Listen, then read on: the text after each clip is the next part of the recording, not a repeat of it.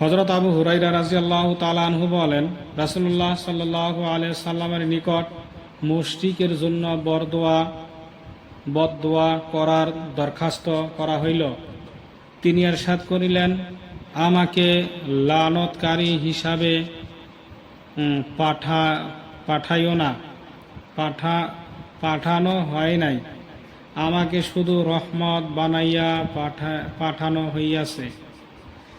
হযরত আবু হুরায়রা রাদিয়াল্লাহু তাআলা আনহু একদিন আল্লাহর নবীকে বললেন যে মুশরিকদের জন্য বদদোয়া করেন। রাসূল সাল্লাল্লাহু আলাইহি সাল্লাম বলছে যে আমাকে লানতকারী হিসেবে মানুষকে অভিশাপ দেওয়ার জন্য আল্লাহ তাআলা আমাকে পাঠাই নাই, আমাকে পাঠাইছে, আল্লাহর নবী বলছে আমাকে পাঠাইছে রহমত স্বরূপ।